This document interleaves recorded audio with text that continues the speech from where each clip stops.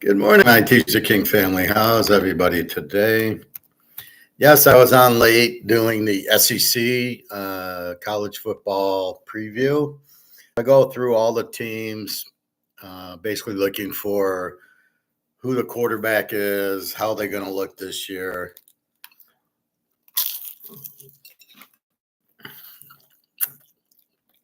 Really just previewing each team as we go on through.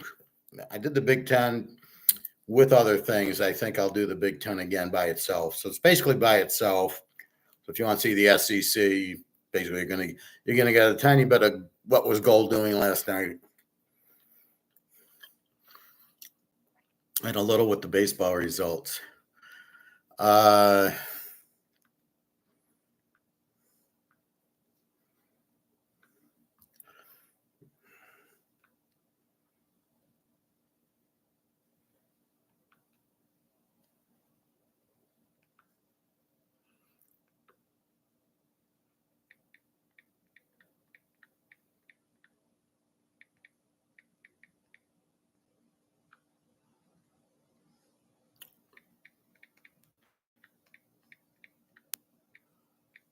Just a second.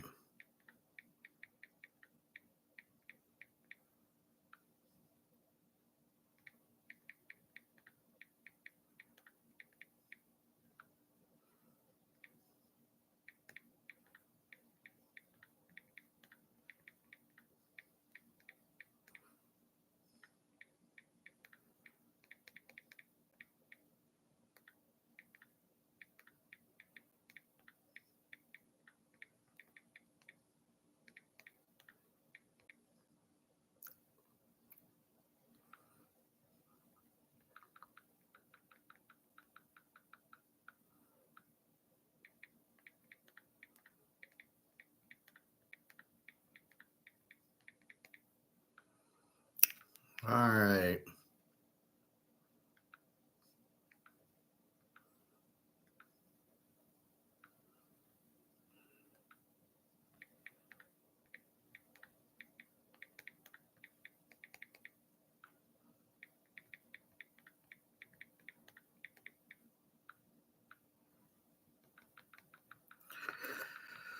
Okay. You know me, I like sending my pictures. So let's take our look at gold and silver. As I said, the game's being played out. We're moving back up 33.13, gold, silver 35.69. When I did a graph of it, it really just lost $1 here at just before 10. It was 36.10, and then it went down to 35.70 and back to 30, little about 36. Then it goes from 36 to 35.30. It goes down 70 cents on the option, which is pure bullshit. And now it's back to 35.70. And you can see it's the exact same graph as gold, where gold went down, and then now it's shooting back up to 33.13. A lot of bullshit. We know it's paper gold. We don't know why physical gold is marked at paper, why they're using this paper gold for physical prices.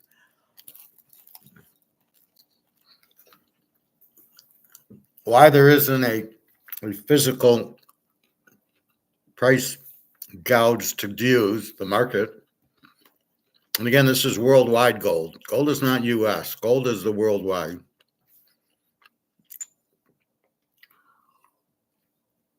Which is why it really makes no sense why people care if it's an eagle, a cougaran, a maple leaf, a panda, whatever the ruble is. Why it matters. It's 1 ounce of gold is what you're buying. It really shouldn't matter. I think it's mattering like short term, but I think in the long term it won't matter. When you can't find any gold, I don't think people will really care what it is. So that's my take on it. So again, it's just game playing. It's just somebody did an option and it knocked it down, and then it's coming right back up. So again, 33.13. Let's see what happens this afternoon from the U.S. what this really means in English, if we decode it, is somebody wants to buy it. So if I want to buy Canadian Club, and it's $100 for this 12-year-old bottle, which is very rare, but I want to buy it, but I want to buy it cheaper. Oh, so we'll do options, and I'll short it, get it down to $5. Then you could buy it for $5 instead of the 100. Yeah, that's basically what it is. When you see it do this, nobody has sold an ounce of gold. Well, let's say nobody sold a pound of gold or a bar of gold for the 400-ounce James Bond. Nobody's sold any of that. You'd be an idiot too. It's strictly people are buying. Maybe somebody sells an ounce or two to pay some bills. That's common and that's fine. In this case, to go down to 33.13 is a joke. It's not real. And you get a little impatient waiting for 3,500, waiting for 4,500. And that's where it's headed. So it's the patience of letting this bullshit run out and then go. Now, Mark McGuire keeps saying, well, they're rinsing out and washing out the idiots who are shorting it. And maybe the case, but there's more idiots shorting it. And why are they shorting it? They must make decent money shorting this that we're not really understanding. But again, we can't do it. It's just the big bullion banks. And again, why do they mark central banks as the key? I don't understand that. Like central banks go, oh, central banks have bought, 1,000 tons of gold. Well, the central banks aren't the only ones buying it. I don't know why they focus on those.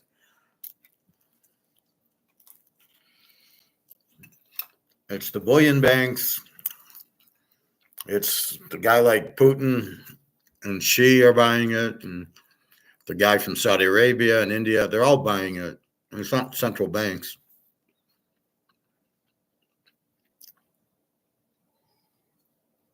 Anyway, that's where we're at. We'll take a look at it later. 33.16. So I wouldn't be surprised if we get it back to 33.60 later in the day. It's funny. It starts here and then it goes down and then it ends up back here. So all this is just bullshit. And then at the end of the day, it breaks even or it loses 10 or 20 or something. All right, let's go to our baseball.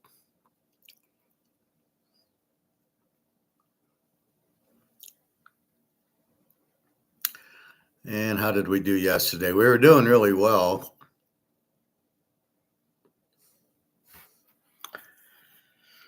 We started off bad, but these weren't bets. Again, there's picks that I'm just giving out that really aren't, I'm not betting them. And then there's games that I'm actually betting very small. So there's a differentiation between giving out a pick and giving out a bet. So I got Texas. Baltimore beats them 6-0. I don't know what that was about. Atlanta over the Mets 3-2. I had Atlanta over 8.5. Blackburn, 0-2 with the 6-6-2, gives up 3 runs, if that. And Snellenberger, the 3-2-1, gave up 2. So I would have expected higher scoring, but again, it wasn't a bet. My first bet was Cincinnati with Scott. He wasn't the pitcher. They had the guy with the 1 ERA going, I guess. Let me see.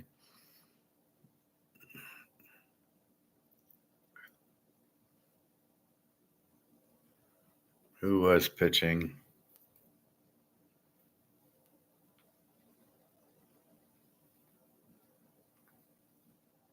Lodolo was pitching. Well, he sucked. He only pitched 4 innings. He pitched 94 pitches in 4 innings with the 3.63 ERA, and the Yankees had win-ins. That's probably why, with an 8.31. So that must have been what I did. Anyway, I had Cincinnati. That was a 2-unit bet that won. I had Seattle. They won 11-2 over Minnesota. I had Pitt under 8.5 just because they don't score. They ended up 5-4, a 9-run game. I had 8.5 under. I played the White Sox. They got killed by Arizona 10-0. Then I played the Cubs over 8.5. They won. St. Louis won 8-2, but we got over 8.5. Boston over 9. They lost 9-5 of 14. That one. And I played San Diego, who lost to Washington 10-6. So of the 3 bets, Cincinnati wins. The Cubs over 8.5 wins, and Boston over 9 was my 3 unit. That one. So I go 3-0 on my picks. So to answer David's question, how do you do? Well, that's how I do. Overall, I go 2-2, 3, 4-2, 2, 4, 5 losers, and 4. I go 4-5. But on the games that were picked, the stronger games that were bets were 3-0.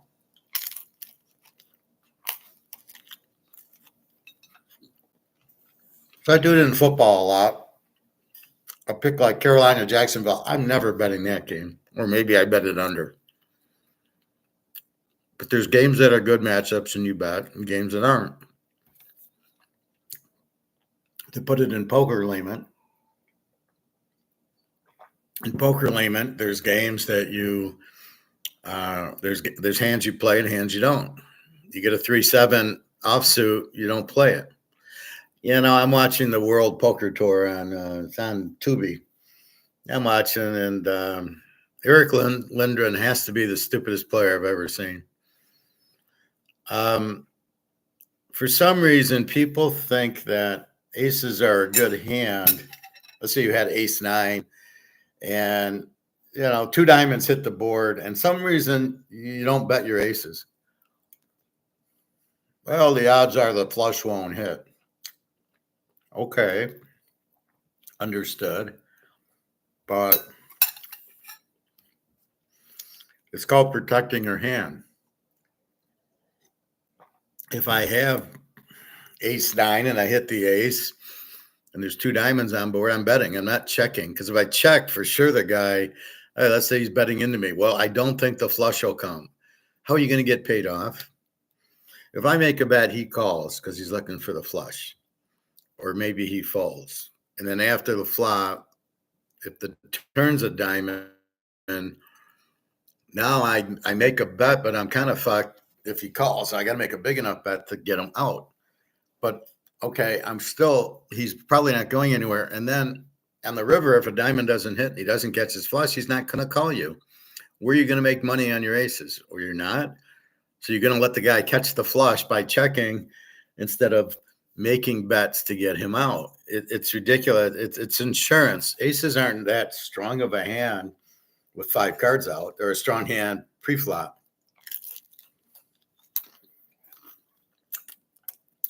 And you did a lot of those stupid bets, or no bets, stupid hands, where he's calling, he's checking with the best hand, with an ace. I watch movies where they're eating during the movie, so it's okay. So they're constantly, he's constantly letting the other guy catch him. Checking is not going to get the guy out. You're really not slow playing. You either win no money. If he just checks back, you win no money. And if he does bet and you don't do anything, if he catches the flush, you lose a lot. And if he doesn't catch the flush, what you going to do? Bluff you? Yeah, just bet and he'll fold. Unless you think your read on this guy is, if I bet, he'll fold. But if I check, he bets into me. But still, with 2 diamonds on the board, now he's got 4 diamonds. And of course, on the river comes a diamond. Now you're fucked. What are you going to do? Or there was one, he had kings and he doesn't bet and he doesn't bet. And then on the river is an ace and the guy had ace-9 or something and he hits aces. What are you going to do? Because if the ace doesn't show up, you're not going to win anything. And if the ace shows up, you're going to lose. What are you doing? Bet your king. There's no ace on the board. You bet your king. You get him out. That's the point. Get him out. You can't rely on him to make the bet. And you're going to win, Now, maybe the way this other guy played, he'd be aggressive when you don't bet. And so you're letting him bet. But I'm not doing it all the way to the river. Maybe on the flop I'm checking. Sure as shit I'm betting on the turn. I don't want the river to come out. Kings are a nice hand until an ace hits. And of course the ace hits on the river.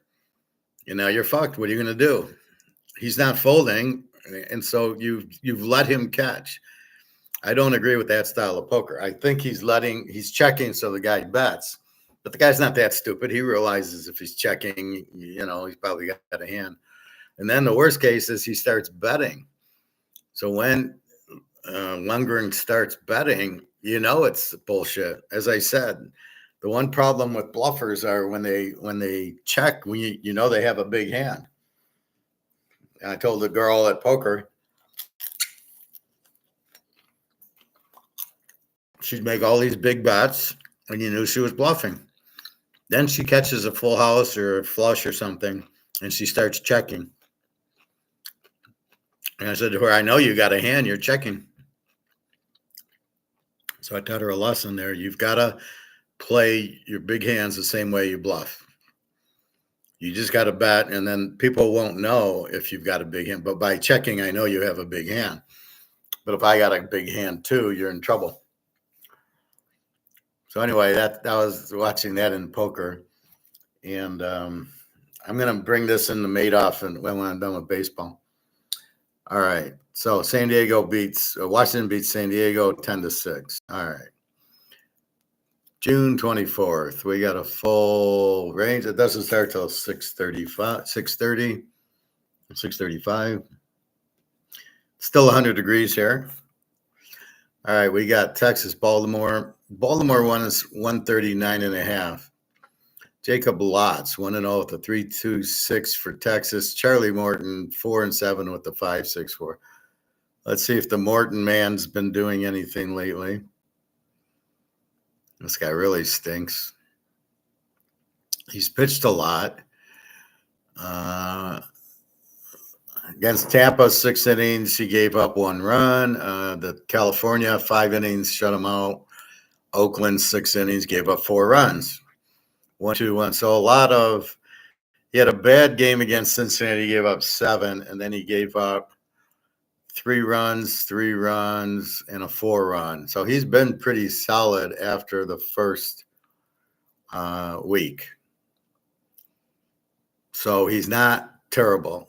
So 9.5. So we're going to go under here. We're going to go Baltimore under 9.5.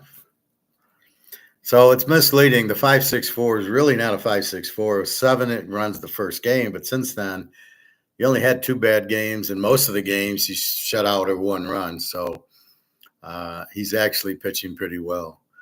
Oakland at Detroit. Detroit minus 325. Must be Tarek Skubal, the only pitcher they got, 7.5. Luis Savino 2-7 with the 4.42. Skubal 8-2. So we're going to take Detroit for 2 units. Now, it looks good. Skubal is pitching. He's a minus 325, so we're totally fucked. I can't go under 7.5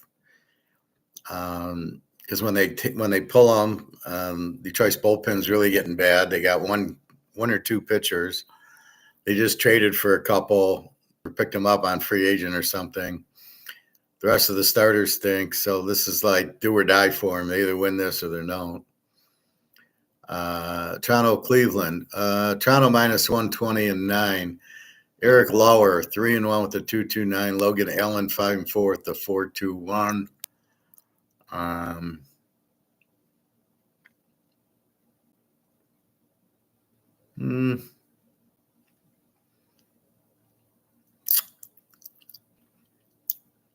Let's go Cleveland under. I don't really love it. See, this isn't a bet. This is a pick, but not a bet. This is like very low level. But I'm betting the Detroit game because of Skubal, but it's 3.25 the odds. Atlanta and the Mets. Atlanta minus 150.9. Spencer 5 with a 3.89 against Frankie Montas. I thought that was somebody else. Okay. Frankie Montas is 0-0 with an 0-0-0. Is this his first start? No. 60-day okay, so he was on the 60-day IL.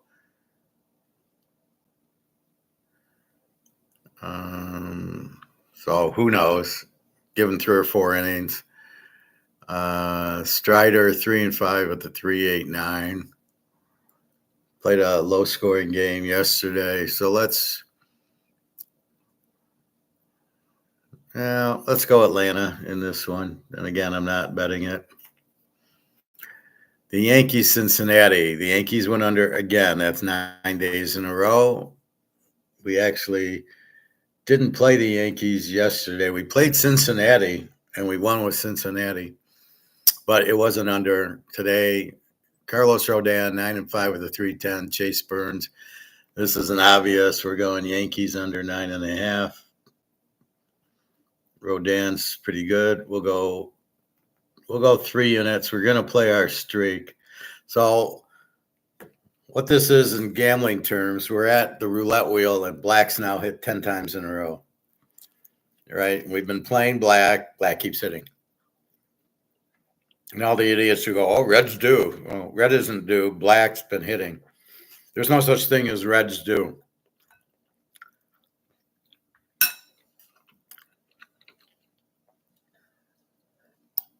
If you think that, you can't be a gambler.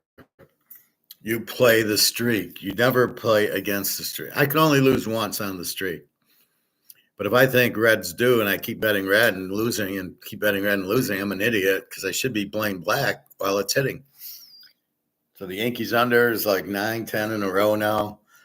I think Boston was when they lose 2 or 3-0 on the Sunday night, and then they've got every game last week.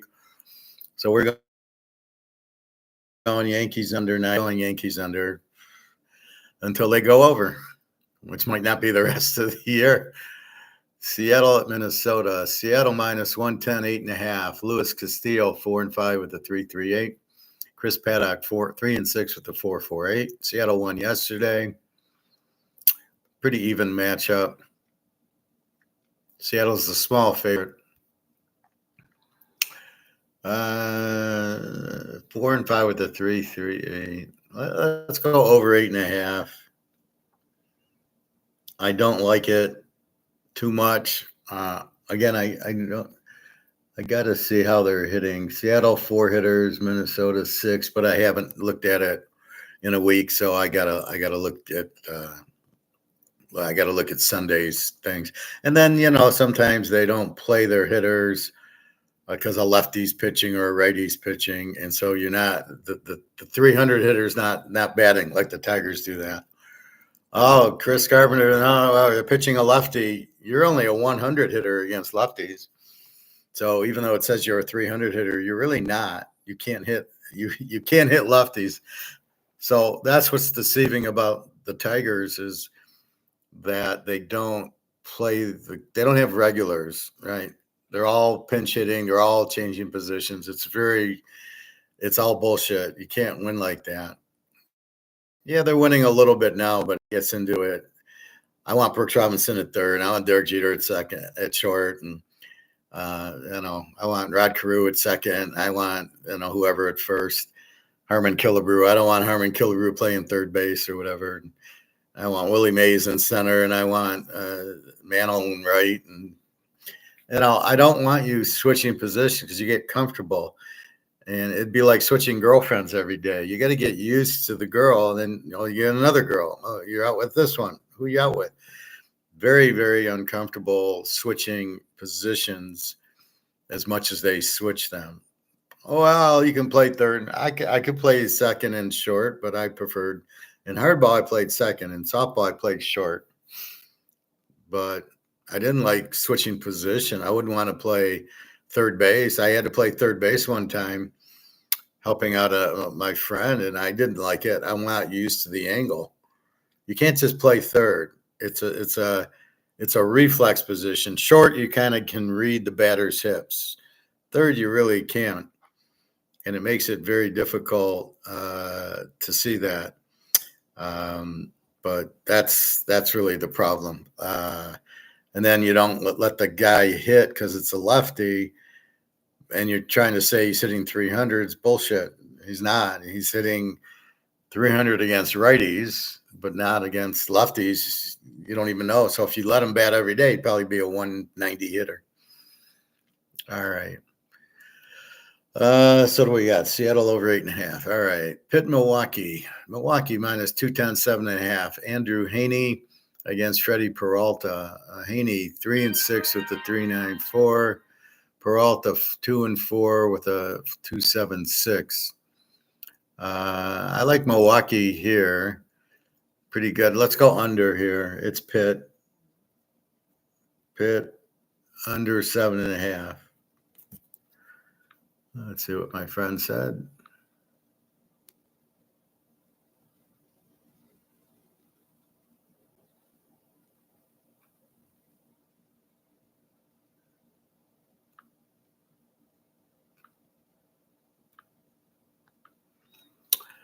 So again, knowing Pitt doesn't hit well, Milwaukee can hit well and then doesn't, but both pitchers are pretty good. So we'll go. Haney's record sucks, but we're not betting him to win. We're betting him to just pitch well. Tampa at Kansas City. Tampa looked really good against the Tigers. KC 145, 8.5. Ty Bradley 4-5 with the 4.95. Chris Bubik 6-4. This guy has the worst 2.12 ERA I've ever seen. He plays. I keep betting him under, and it keeps going over. I don't know what to do. Ty Bradley's pretty good. Casey's favored. I don't know. Let's see. Chris Bubik. What's he up to? So this is why I say with the 2.18 here. Last game he gave up 3 runs. Against the Yankees, he gave up 5 runs. Then he pitched the Tigers 1 run. Minnesota 1 run, 0-1, 0-4 against Houston, a couple of 3. So he's usually pretty good, but that's the problem against the Yankees, 5 runs. Against the Tigers, 1 run. And against Texas, 3 runs. So he's starting to wear down, it looks like. Or he knows we're betting him under.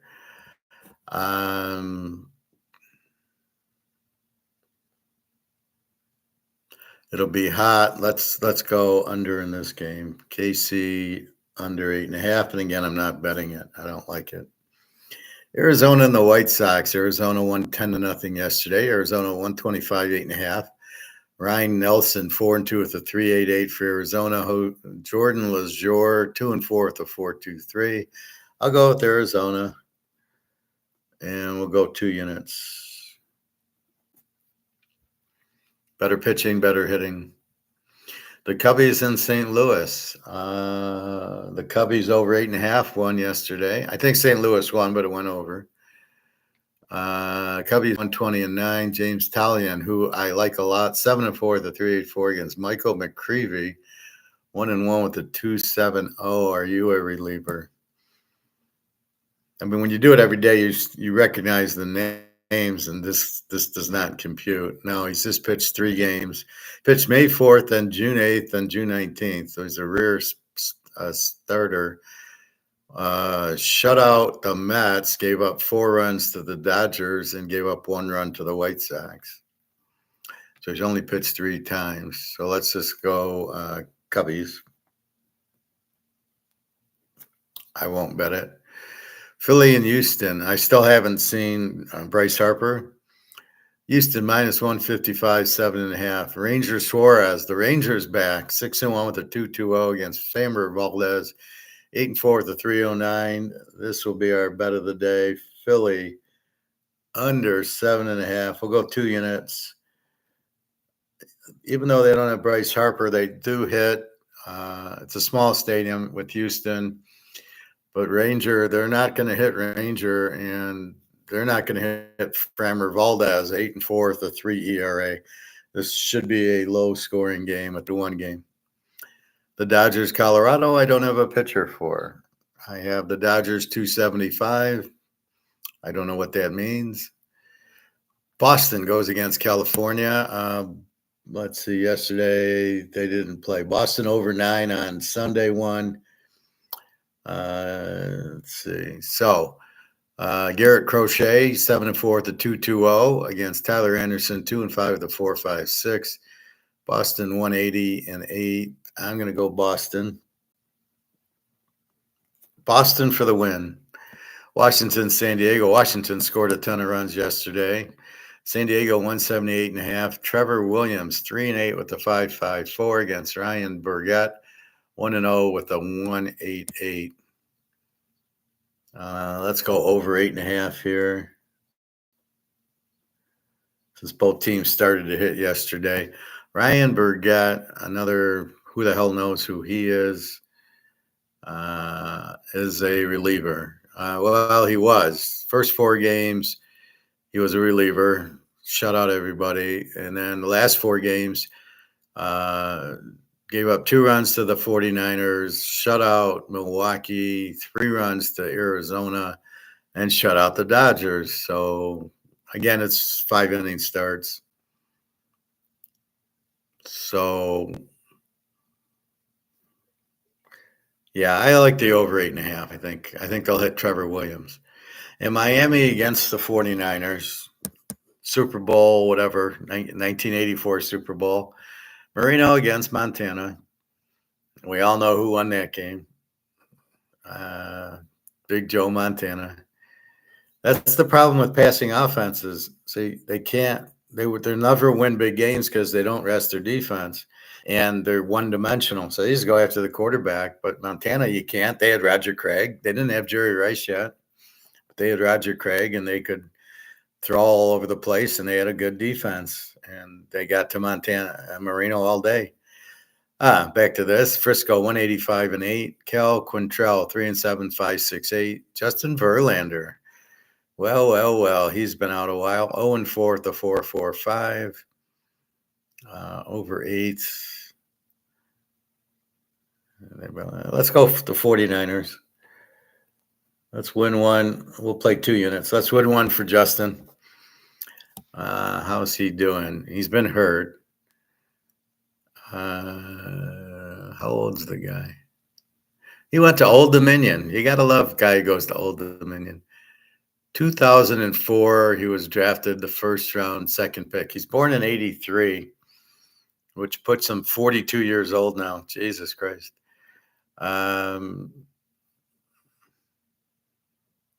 He's been pitching regularly, although I haven't seen him in a while. April 25th, May 1st, 6th, 12th, 18th. Oh, and then from May 18th, he hasn't pitched since June 18th. Struggling a lot. 6 runs, 4 runs, a bunch of 2s. It helps if I look at runs and not hits. Just had a bad 6-run against Cincy, 4 against Philly, 1-2, 2-3, 2-2, and then 4 against Cleveland last outing. So he's been pretty good, going about 5 innings. Cal Quintrell is 5.68 ERA. So we will take the Verlanders at home and see what he does.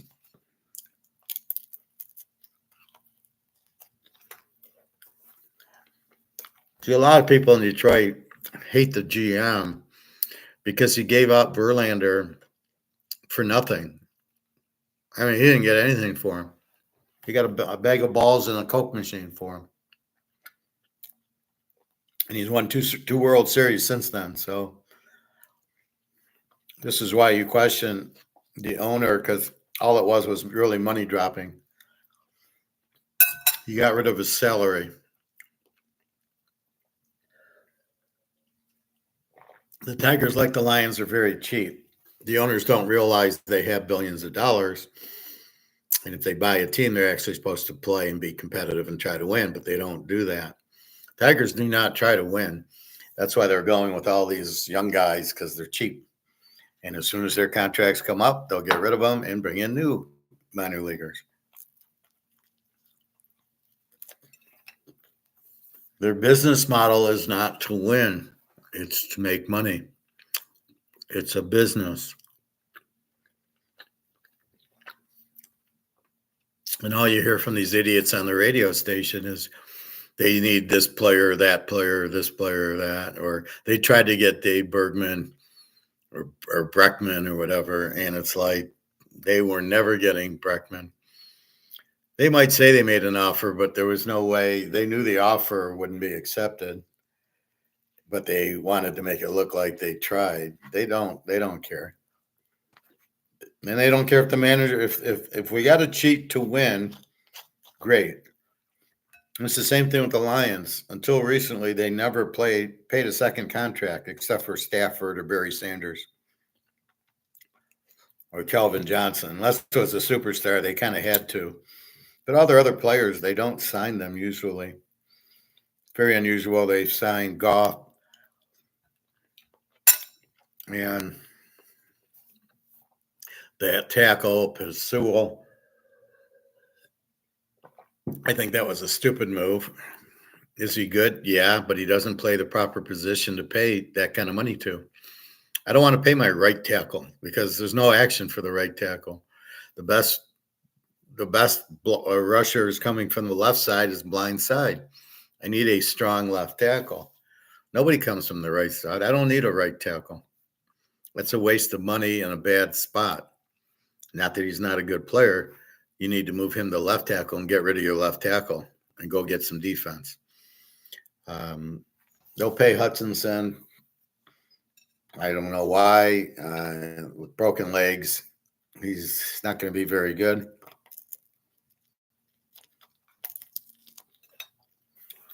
And we'll see when and if he even plays this year. Oh, the doctor said he's good to go. He said the same thing about Cam Rising, right? Cam Rising was good to go from the Utah doctor. The doctor who did the procedure said he's not good to go. And they kept waiting till game day, game time decision, and he was never good to go. And all he did was tear an ACL or an MCL in the Rose Bowl. So that would be January 1st. And here's, we're coming into September, October, and he can't play. So they might have cleared him for practice. Does not mean he's ready for football, game time, and getting hit. Wait till the first time he gets hit and he re-breaks it, right? So don't kid yourself. A lot of these guys are injured and they're done. Once they get a serious injury, they're done. They don't, they might play a little bit more. But look at Bobby Orr. He played. He could barely walk, but he played. He hurt his knee. Oh, he was ready to go. But he was never the same. And basically his knee just gave away. But he played in pain. So that's what you got to really watch out for. All right, so let's go through baseball. Baltimore under 9.5. Detroit 2 units. Cleveland under 9. Atlanta. The Yankees under 9.5. 3 units. Seattle over 8.5. Pitt. What the hell do I got with Pitt? Under 7.5. It didn't rate the line. KC under 8.5. Arizona 2 units. The Cubbies. Philly under 7.5. 2 units. Boston, San Diego over 8.5, and San Francisco. The bets: Detroit 2 units. The Yankees under 9.5. 3 units. Atlanta 2 units. Philly under 7.5. 2 units. 49ers 2 units. That's baseball today. Let's check if there's anything going on in the world of the NFL. I don't get a Gray Sports Almanac for football. I don't need one because you see the draft and you're very familiar. First of all, there's only 32 teams, and you're very familiar with players like Aaron Rodgers is Pittsburgh. Well, okay, I know that. Russell Wilson's at the Giants. Okay, I know that. I kind of know who was drafted. So it's not a big secret of moves, but do I know who's at Navy now or who's at the Army or Tulane? No, I need to see what moves they've made. I think this whole transfer portal is going to start dying down because it's really a bigger risk than you think. And look at Boogly at Florida State. They paid a lot of money for him, apparently, but I'm not sure they did. The boosters don't have to pay. they can say, yeah, why don't, we want you here.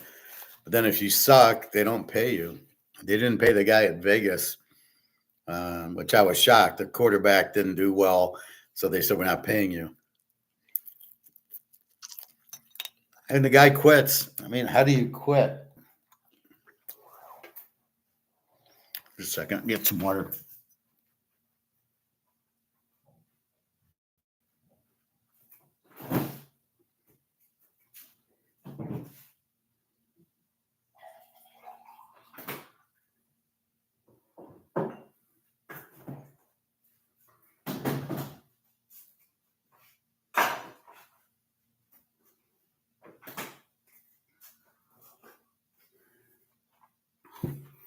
So I love it. He's playing at Vegas. The guy, the booster doesn't pay him, and he quits.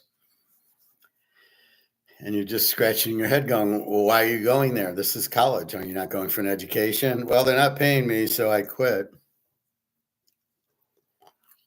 Okay. Good luck with that one. I know he's on another team. I remember talking about it. Williams, I think, quarterback. I just don't remember which one yet. I have a spreadsheet and I update the quarterbacks and coaches from where they're from. All right, let's see.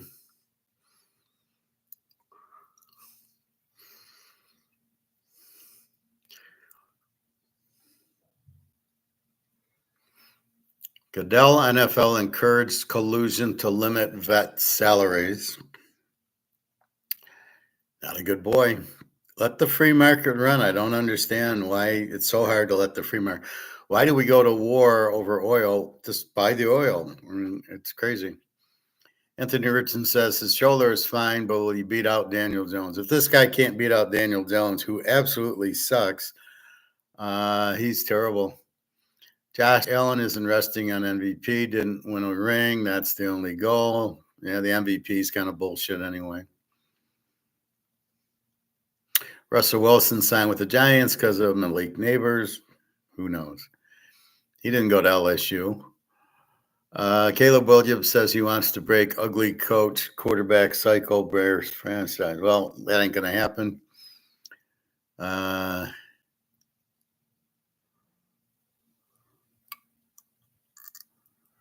Jets owner Winnie Johnson agrees to buy 43% of Premier League club.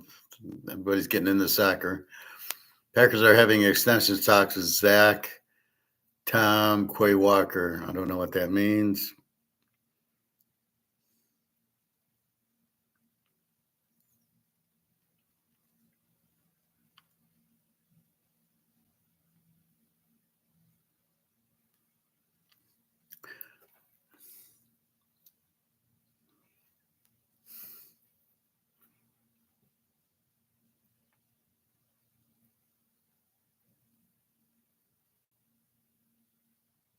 Cam Jordan, excessive celebration is the dumbest penalty. I agree with that. It's an emotional game, It's like you get a date with the hot girl and you're not supposed to get excited going, yeah, I got a date with her. I mean, no, that's excessive celebration.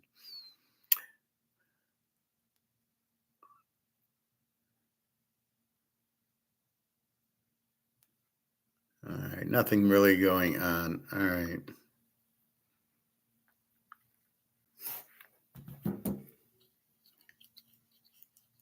So I was watching this thing, a couple things on Madoff on YouTube. Don't ask me how it came to that.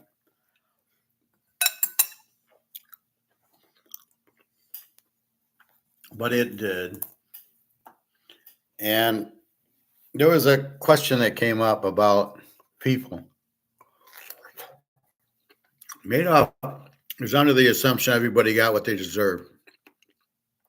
If you're getting a 15% return on your money and you don't understand you shouldn't be getting that high of a percent, that means it's a scam. Then if you're too blind to see it's a scam and it goes to zero, you get what you deserve.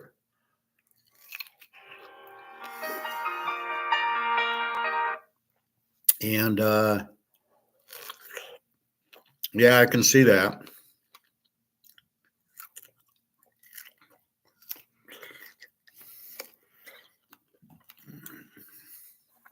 He's not wrong,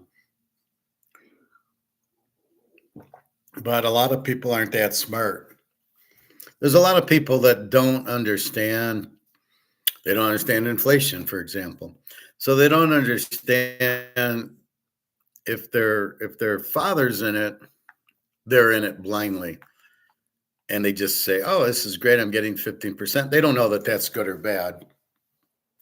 But he was pretty vicious on no remorse. No, you got what you deserve. If you thought that that was good to have that investment, you got what you deserve.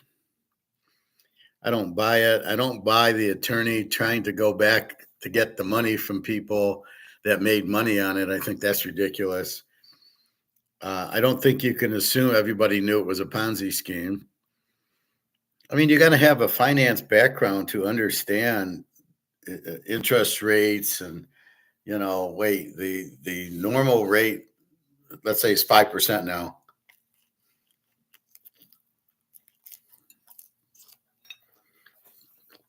and I'm going to give you 20.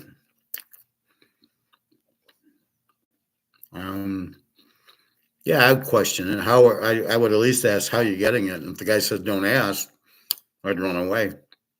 It's sort of like Bitcoin. Look at the returns on Bitcoin.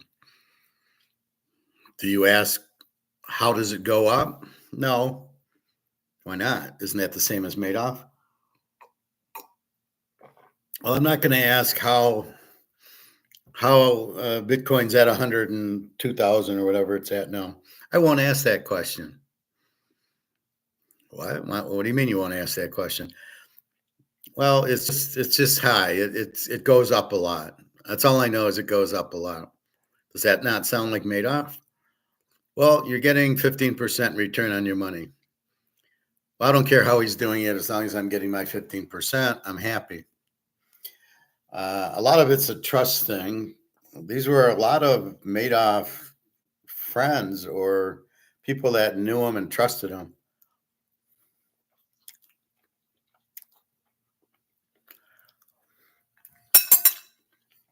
Going, this is great. I trust him. So if he says to put your money in with me, I'll put my money in with him. People have to ask the question. It's like dating a girl, right? If I'm dating a girl, I want to know about her. Are you like this? Is there something I need to know before it's too late? Yeah, well, yeah, I do. I do kill people. Yeah, I probably needed to ask that question. So that's a lot of it. You need to find the information out and know about the person. Um,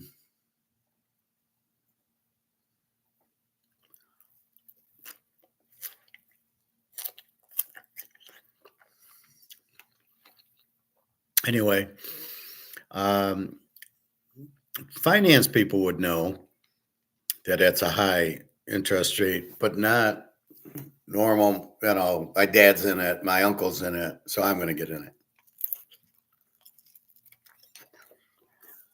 It's a trust issue.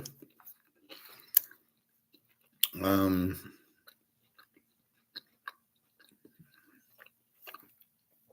did a lot of people know it? I think the richer people would know it because they would ask those questions.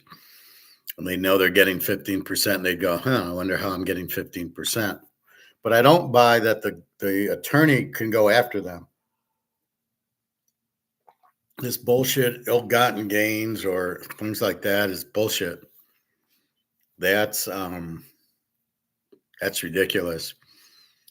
If I'm in an investment, there's risk. If I make money at it, it's my money. You're not getting it back. And that's not happening.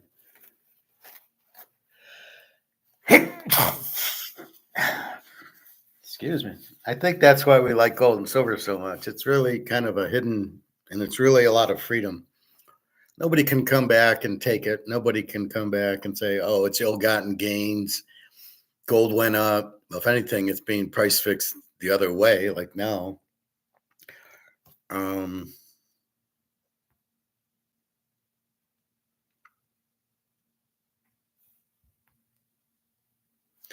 So I just think that's why he had no remorse. He said anybody that got into mine knew it was a Ponzi scheme. I don't know about that, but I think a lot of people, when they start seeing 15% return, they don't ask questions.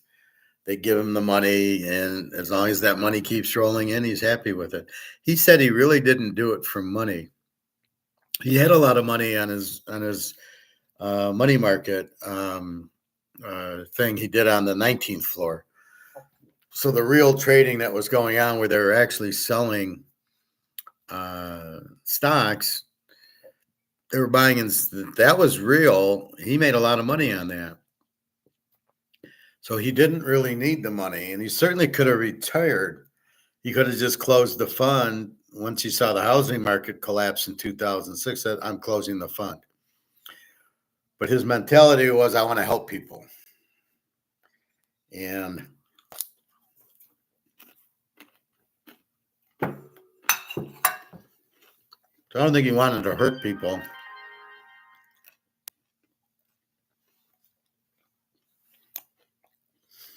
Here's how to become the one they always pick.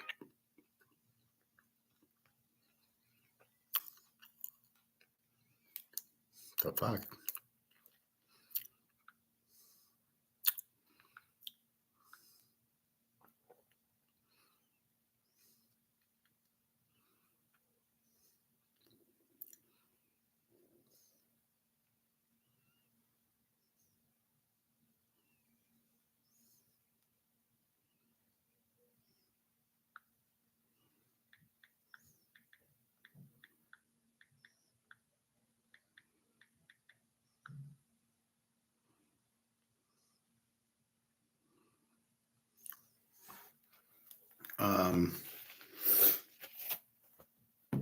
So what you have with Madoff, he did it for the fun of it.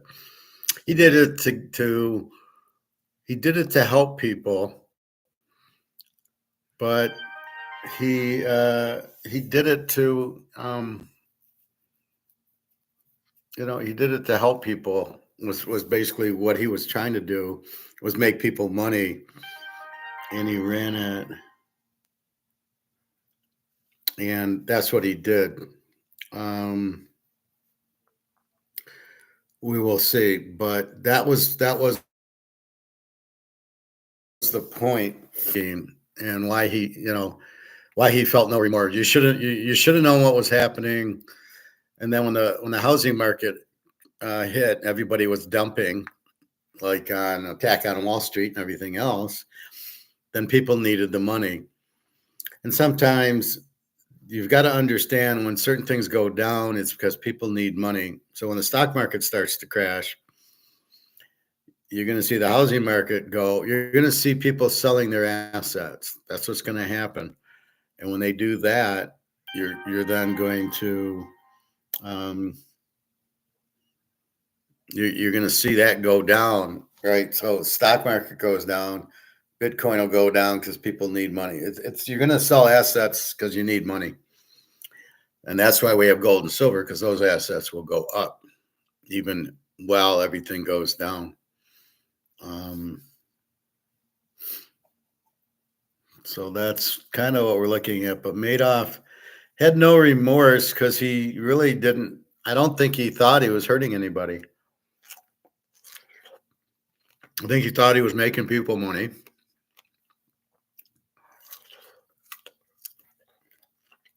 He did a lot for NASDAQ and the SEC. So I think in his mind, he created this to make people money. He just needed money coming in, and then he'd pay, because he paid everybody out until the end. So for 20 years, you got 100,000 with him, and he's giving you 15% a year, and he's helping you. So you're not complaining.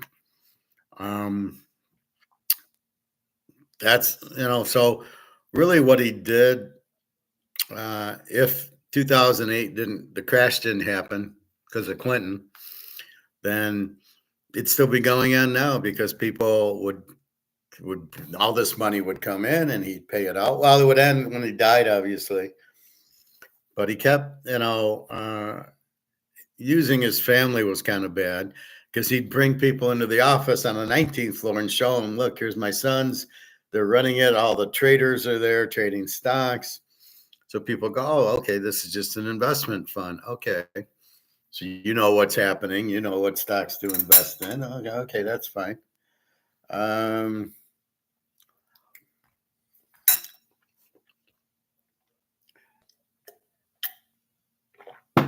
So we'll see. All you can do is see.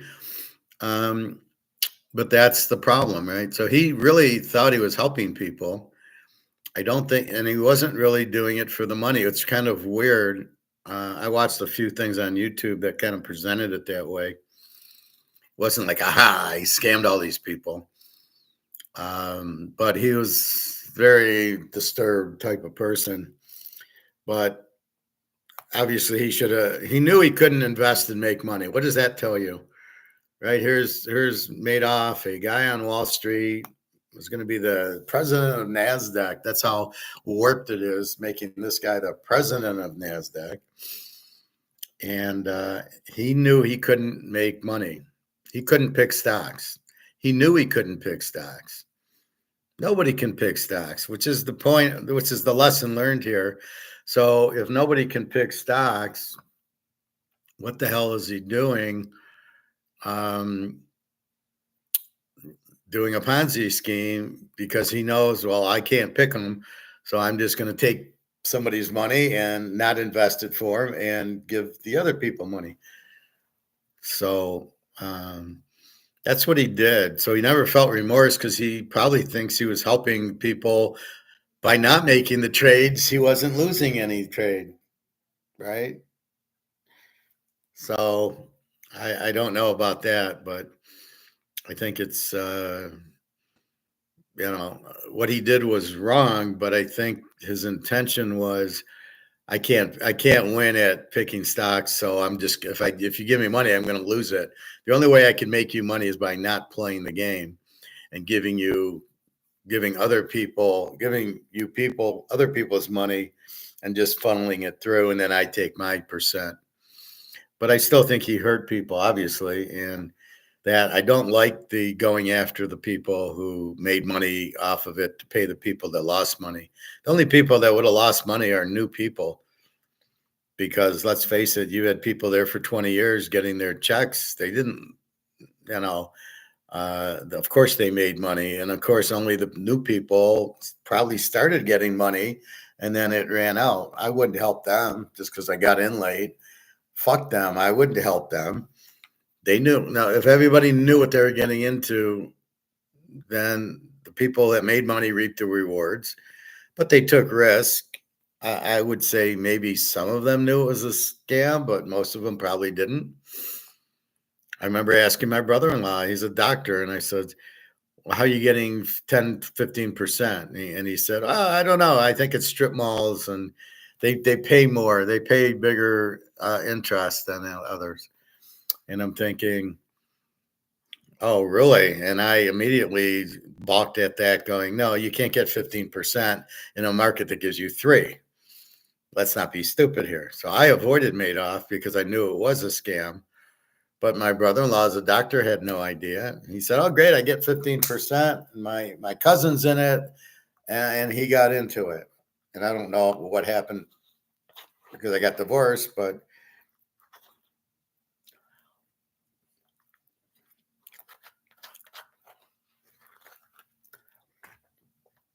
all I knew is 2008 was a big recession in all the housing market. And I got divorced in 2008. It was official in 2009, I think. Something like that.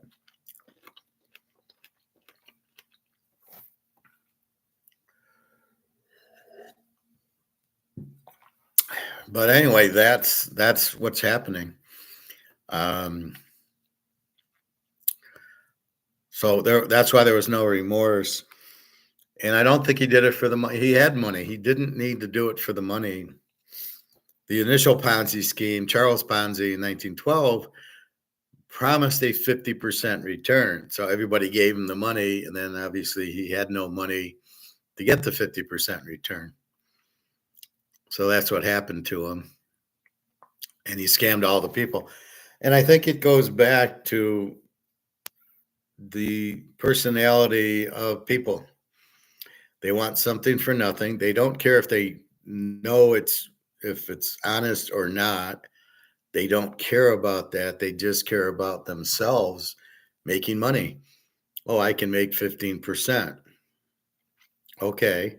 And that's all they care about. They don't care how you make it. Well, we're going to go rob banks. Oh, I don't care. Just give me my 15%. You can go rob the banks. That's about what they're saying, right? You can do Ponzi schemes.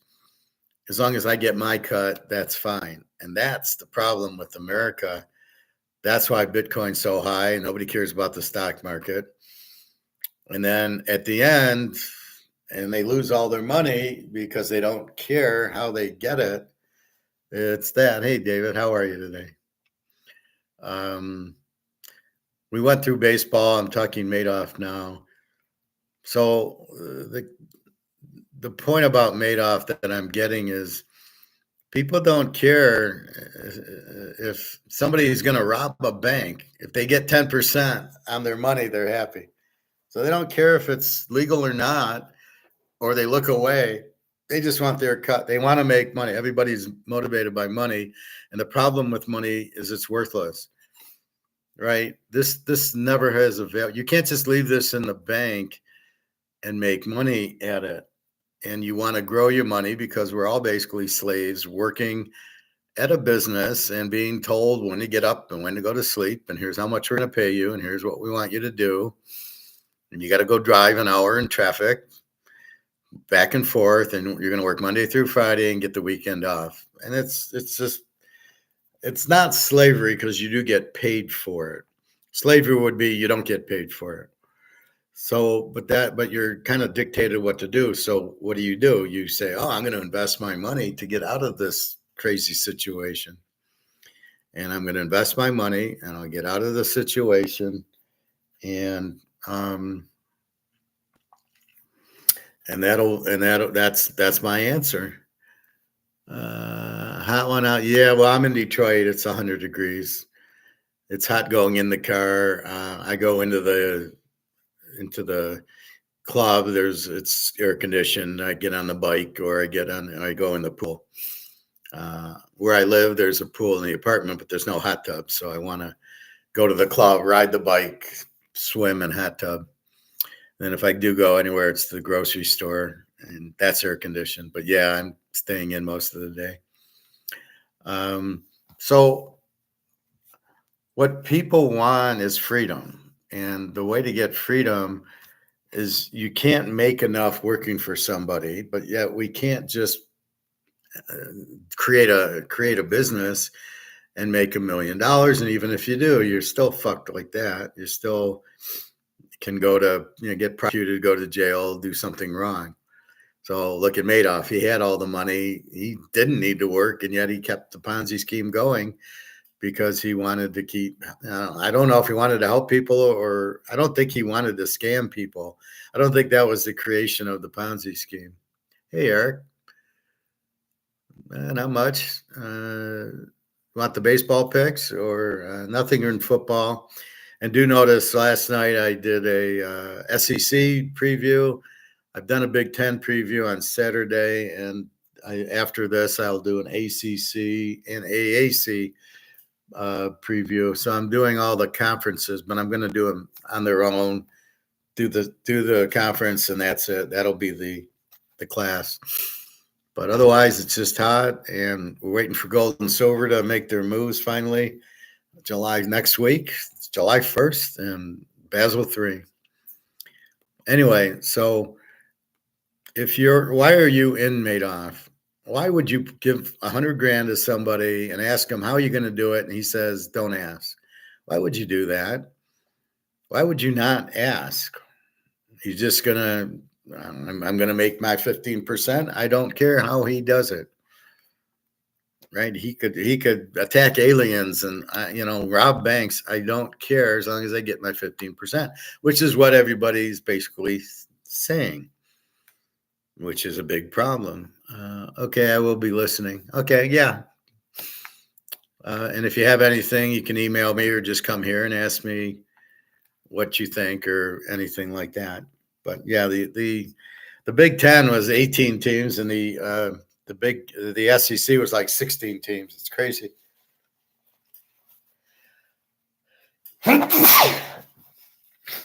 But there's no Pac-10 to talk about anymore.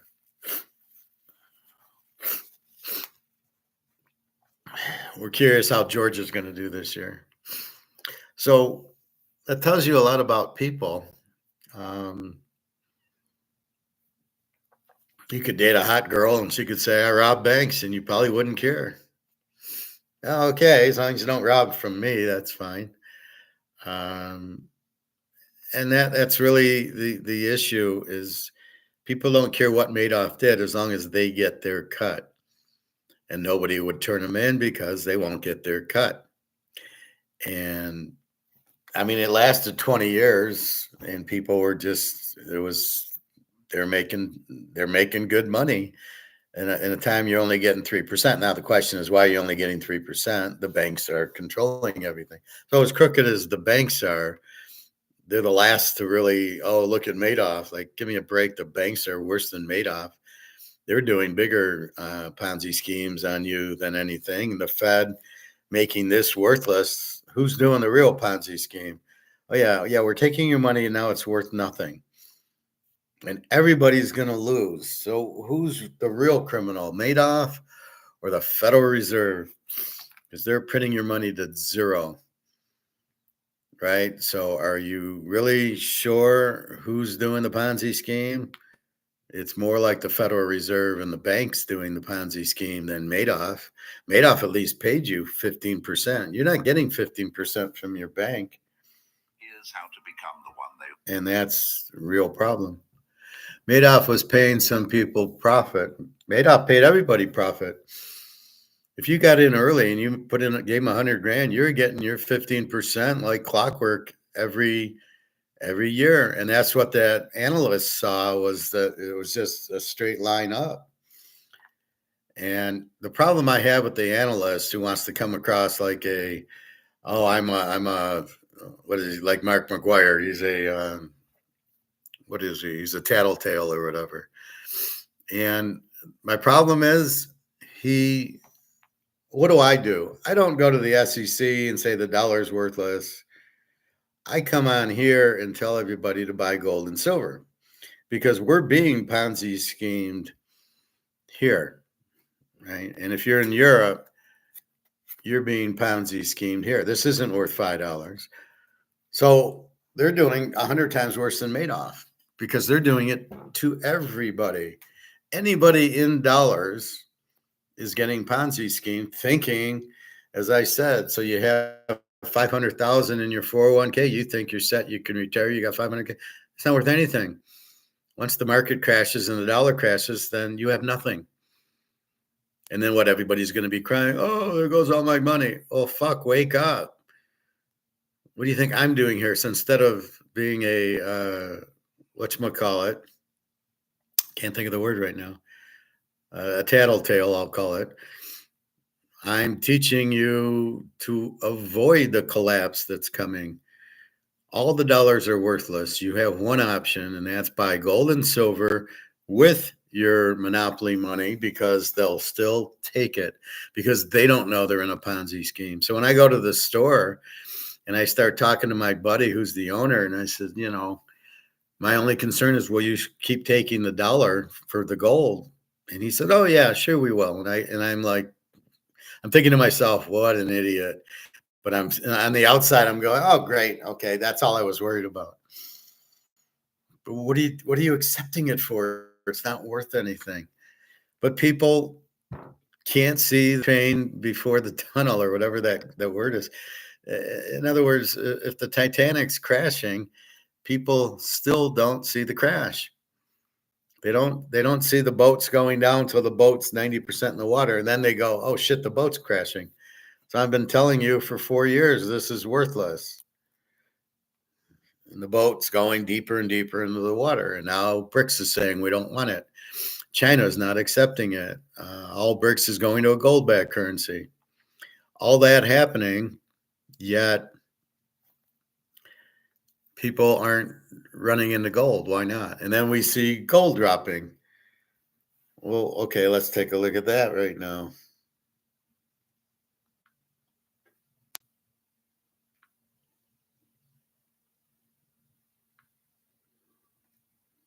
So let's follow the game. Let's play the game out. All right. So gold's at 33.14, silver 35.71. So if you know what's going on, I hate that. So if you know what's going on and you know your only option's gold and silver. Oh, wait.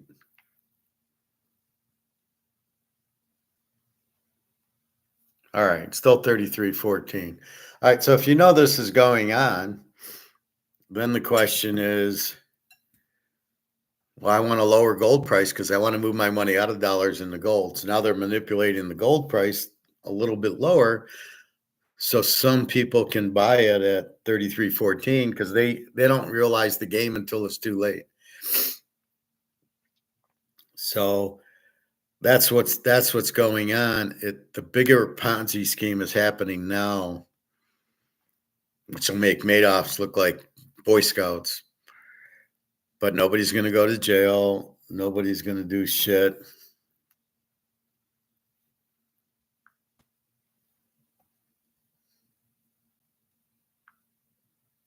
They just don't understand. I mean, who are they going to blow the whistle on? The Fed? That's JP Morgan. They run the country. They're not going to blow the whistle on themselves. So even there's price fixing, but that's part of the plan of getting out of the dollar to buy the gold and silver. So we're going to keep it down. As I said, if I want to buy Canadian Club and I have them shorted down to $5, that's a $100 bottle of whiskey because it's 12 years, right? And it's, what do you mean you're going to run an option so it only costs you $5? It costs you $100. That's because it's not in the free market. So that's part of their plan to keep it as comex, because with comex we can do paper gold and keep the price low, and then we can buy it when the dollar gets gone. We'll buy the gold up. Only China and Russia stepped in saying, no, you can't do that. And that's where Basel III is coming in next week. They're going to be forced to deliver, and the price will go up. They don't have much gold left, and comex will blow up soon, but it takes a while. It took a while for the boat to go down. It's taking a while for comex to go down. But the out's gold. Is it a Ponzi scheme? Hell yes. You're taking gold and silver, and what are you doing with it?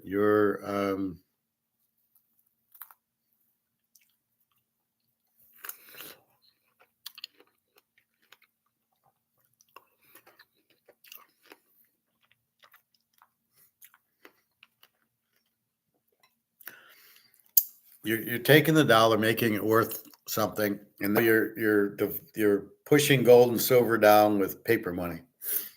What kind of crap is that? So Madoff only hurt people that actually put their money in, but most of the people who have been with him for years made a ton of money. And I would tell the attorney to fuck off. I don't know what you're talking about. This is my money. I'm not giving it back. I risked it. I didn't know it was a Ponzi. How would I know it's a Ponzi scheme? But back to the other point I was making about that financial analyst who kept going to the SEC. He should have been doing this. He should have said, get out of Madoff. It's a Ponzi scheme. Or did he? No. Did he warn anybody? No. He wanted to blow the whistle on them. That's like me saying, hey, I'm going to blow the whistle on JP Morgan.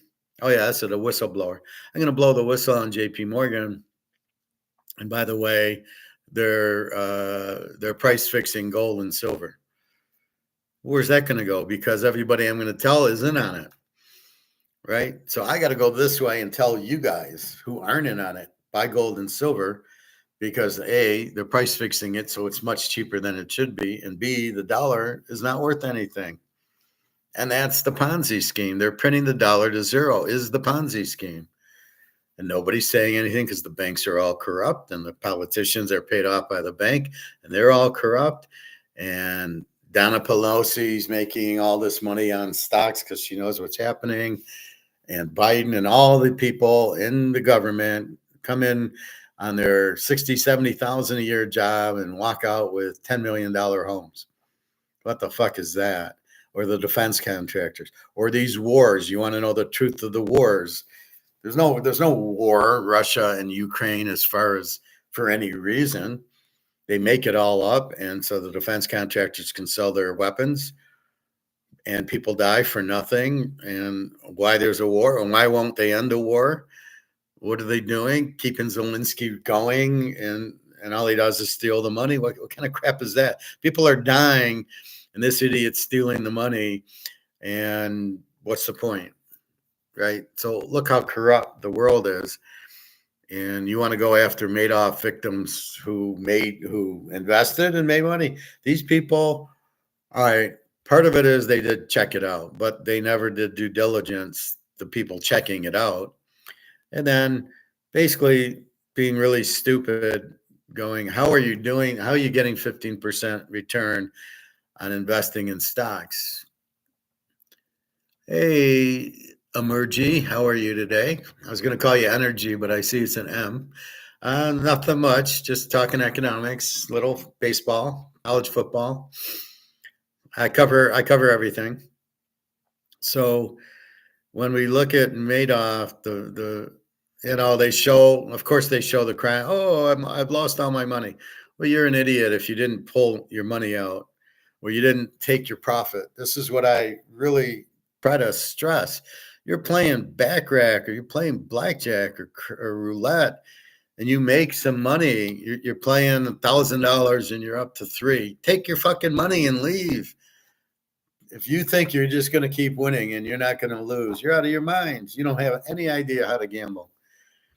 When you're playing poker, I quit a winner. It's the hardest thing to do at the table is to quit a winner. And nobody understands it. Well, you won $50. What's the big deal? It's not the amount I won. It's that I didn't lose. I'm playing not to lose. It's the same thing with gold and silver. You're playing, if you stay in the dollar, you're going to lose. So you either get out of the dollar and get into gold and silver, or you stay in the dollar and lose. But don't cry to me when your dollar has no value. Don't start crying to me, oh, the dollar went out. Yeah, I told you, that's called inflation. It's printing the money, making it worthless.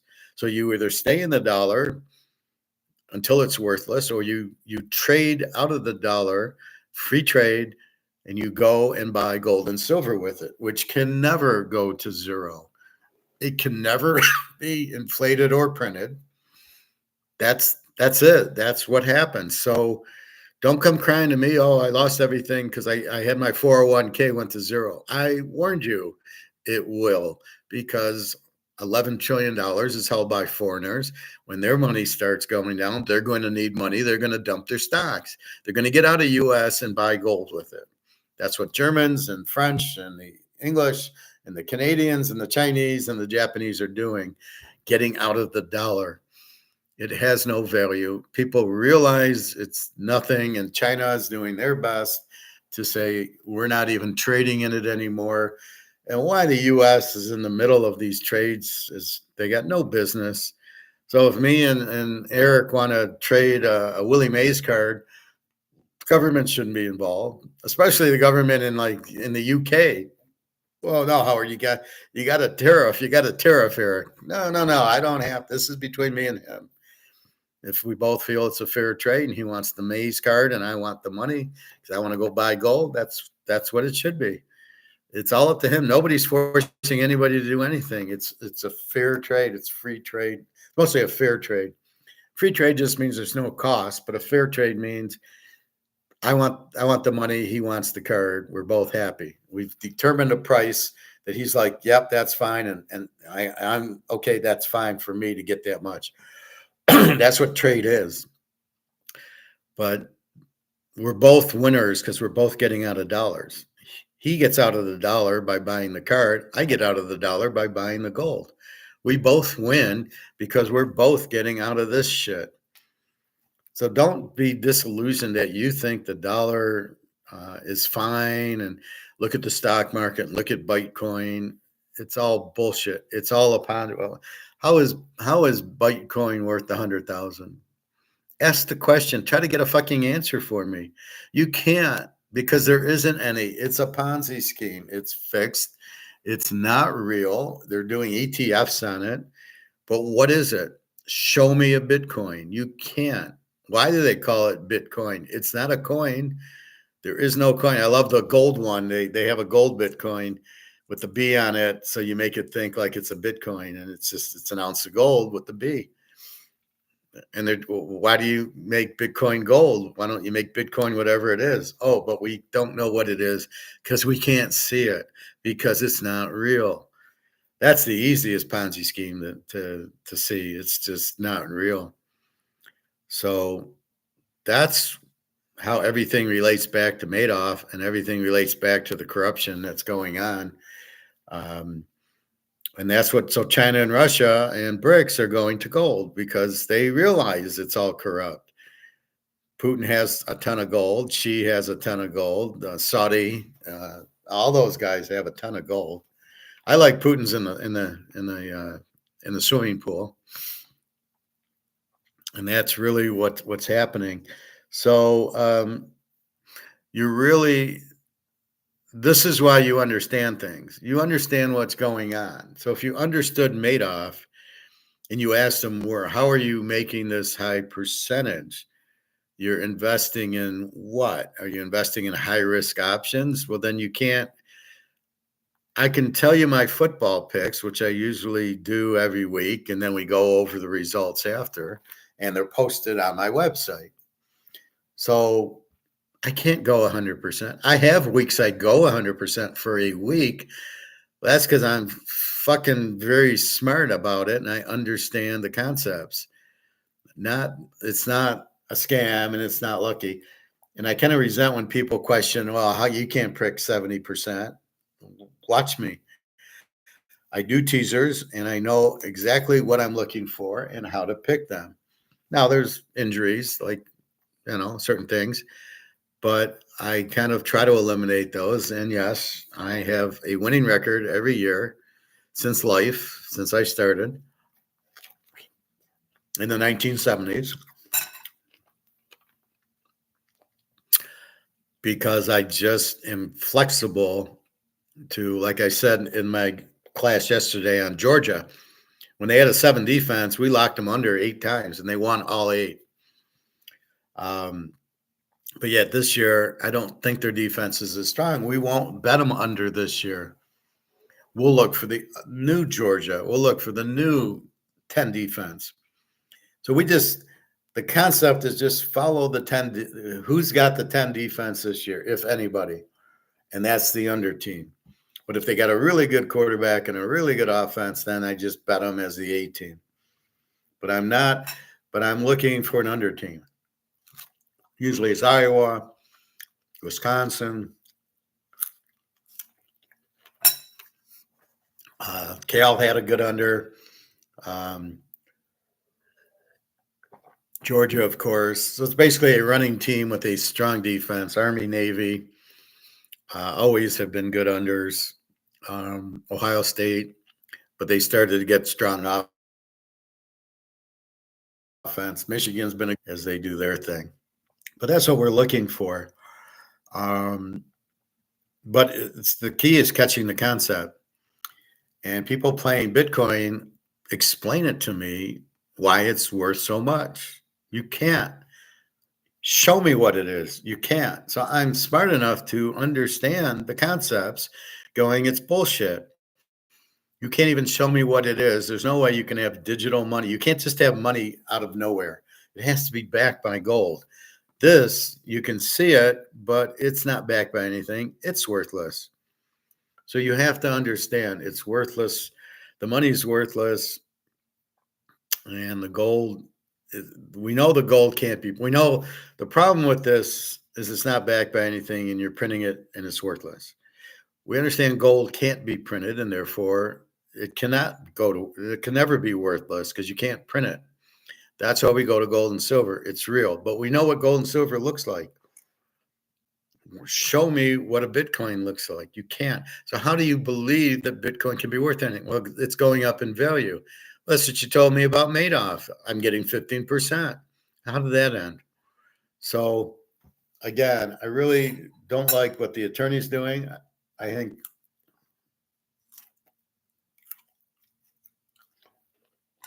think the attorney is missing the whole concept of trying to recover to take care of the people that lost. You took a risk, you lost. You lost. If you are at Caesar's Palace and you bet on a game and it loses, you lost. You don't take money from the winners and say, well, these people lost. That's too bad. That's bullshit. You can't touch the winners. You want to prosecute them for being in a Ponzi scheme? Prove it. Prove they were part of the Ponzi scheme. You can't. So that's bullshit. Madoff said, hey, it was all me and that anybody else in the game. Mostly the Russian mafia was in it. JP Morgan was in it. The SEC was in it. It always amazed me that financial analysts never could figure out why the SEC didn't do anything because they were in on it. He was going to be the president of the SEC or what? They're all in on it. They're all making their kickbacks. That Herr Velici, the guy who was like from Europe, who had all the European connections, was in on it. He was getting kickbacks. That's why he never would leave it. And stop telling me it's a Ponzi scheme. I know it's a Ponzi scheme, but I'm getting $200 million a year from the guy. Leave me alone. So it was very clever and really shouldn't have ended if you didn't have the housing crisis. He should have, however, ended it. She said, I'm stopping the funds in 2007 and seeing the housing crisis coming. And I'm shocked he didn't see it, or he was arrogant enough to think, well, it won't matter. I'll still have money coming in. Nobody's going to pull their money out. So I think he thought that nobody would pull their money out because everybody's getting 15%. Why would you ever pull your money out? Because they lost a ton on the stock market. Why are you in the stock market? It's my same question I ask you guys. Why are you still in the 401ks? Why do you still have your money in the bank? Why do you have your money in Bitcoin? Why isn't all your money in gold and silver where you have no risk? Why do you want to take risk? And that's my point of Madoff. Why would anybody be in the stock market? You're making money on Madoff giving you 15%. Why would you have any money in the stock market? Are they bitching at the stock market? If you want, you can blame Clinton because it was Clinton's fault that all the housing market crashed because he forced the banks to take anybody who wanted a house without credit. They couldn't pay. It crashed, but Clinton forced them to do it. So if you want to blame anybody, you should be blaming Clinton. You should be blaming Smoot Hawley for the depression of the 1930s and FDR and Keynes. So I mean, it's just amazing. But people at the bottom line is they want to make money for doing nothing. I'll give the money to Madoff. He'll make me money. No. You should make your own money. There's no Madoff handoff. And if Madoff won't tell you how he's doing it, then maybe you need not be with him. And you shouldn't be. So I mean, you trust Madoff. Why do you trust this guy? Do you know this guy? You don't know him. You know me pretty well because I'm pretty open. You know about Daria, and you know about my trips, and you know a lot about my thoughts and football and things like that. You know a lot about me, so you know me pretty well, more than you know any other handicapper. But why do we buy gold? Because we got to get out of the dollar because it's a Ponzi scheme.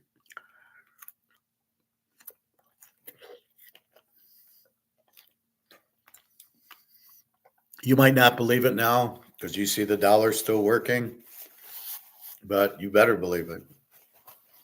Go ask the Germans in 1923. Go ask the Romans. Go ask the British. Go ask Zimbabwe, go ask Venezuela, Greece, Pakistan, Sri Lanka, Brazil, Argentina. Go ask anybody there and see if it was a Ponzi scheme, and they'll all tell you yes. So it's not like you haven't seen the magician before and you're wondering how the trick's done. That's all I can tell you, but I can tell you how it relates to Madoff and how he brings all these people in and basically scams the shit out of them. But what was weird is everybody got paid for 20 years. Everybody, there was nobody saying, "Hey, he's not paying out." They're saying the exact opposite. "Oh, this is great. I get 20% every year. I'm making 15-20% on my $100,000. This is great. Why should I take it out? I'll just keep getting 15-20%." As you should have, but I would have started to take some of it out. And with our knowledge, I would have bought gold with it. And gold would have protected us. See, gold's the protector that nobody understands. You don't understand gold because they don't teach it. I got lucky to be taught it in 1995, in that 93, 94, 95 window, when I got my master's in included Austrian or classical economics, Adam Smith. That's why I show you, either read the book or go watch it on YouTube, which I show you, The Wealth of Nations, Adam Smith. Watch this. There's a reason I'm telling you to watch it, because that will like show you how the magic trick's done. And the magic trick's done very badly, and everybody's going to get hurt with the magic trick. And what I'm saying is, you can see how I'm very clever at coordinating. So I'm coordinating Madoff to what's happening now. A lot of it's just I catch on my own, but that's what's happening. You have Madoff, and it gets down to people, the greed. I guess it's call it greed. Greed's not bad. It's not a bad thing, but people wanting to make money, right? And they don't want to work. And I got 50,000 or I got 100,000 and I worked for it. Now I want that to earn for me. I want the money to make money. Okay, that's very smart. And the problem is the only money that's going to make you money is gold and silver, even though it doesn't move much. And you think, oh, I'm not going to make money on it. At the end of the day, it protects you. The dollar, as we know, doesn't do anything. It just loses its value, which is why people go into stocks and mutual funds, and they go into Bitcoin because they think they can make money. And they go into real estate trusts, which is terrible. I don't know why people think real estate's the answer. It's an asset if you own Caesar's Palace. If you own a plot of land on 5 Mile and Haggerty, it probably isn't worth anything. Again, it's only worth something if somebody will buy it. If nobody wants this, nobody's buying it. It's not worth anything. It's only worth something if somebody will give me money for the Canadian club. And then it's got to be a fair trade. I want $100 for it. I'll give you $5. Not a fair trade. It's worth a lot more than $5. I'm not going to trade you. Trump running around with the tariffs to do whatever the hell he's trying to do. He doesn't understand it. This Homer Simpson, his Treasury Secretary, Scott Madoff or whatever, is clueless. He doesn't understand it. He's trying to bully, oh, China, you better stop. Or what? What are you going to do? The guy's just not, he doesn't even have a degree in economics or finance, and he's your Treasury Secretary. And you're listening to him as we go broke. And George Soros is in the back going, yeah, let's break him. And this is the problem. You can't trust George Soros, by the way. So Trump doesn't know what he's doing. The guy he's got as Treasury Secretary doesn't know what he's doing. He's not an economist. He might be a gold bug. I don't know. But it seems like they can't be gold bugs in the government. So you really have a problem that people won't go to gold. And they want to keep printing money. And it was fine before brics. But brics slid the curtain back and said, look, you guys, we're going to a gold-backed system. And everybody's going to love us, and nobody loves you because you're dictators and you force people to use the money, or you do regime changes or stuff like that, or you kill Gaddafi because he wants to go on a gold-backed system. Gaddafi had a lot of good ideas in Africa. He was uh, helping people with college and medical, and had gold and everything, was coming out with oil and water, and everything would have been fine. But no, we had to blow him up because he wanted to be on a gold-backed system. It really makes you sick to be an American, I'll tell you that. All the destruction we do. Look what we're doing in Ukraine. Look what we're doing in Israel and Iran, or wherever the hell we are. What are we doing? It's none of our business. It'd be like you sitting at home and somebody telling you, yeah, we're going to have steaks for dinner. No, we're going to have lobster. No, you're having steaks. It's just really difficult. But this is the problem. People want to make money with their money because they don't want to work. Most people hate their jobs because it's not enjoyable to them. They do it for money. And that's the problem. Well, when we buy gold, we're doing it for protection and to make money, but we enjoy it. It's fun watching gold go up higher and higher, and silver about to take off. And then we're going to make a lot of money and we can't lose. That's the beauty of it. But if you tell people to get out of the dollar, they look at you like you're nuts. These are the same people that would get into Madoff, do nothing, and go, oh, Madoff will make me money. We kind of do that in football. Mahomes makes us money.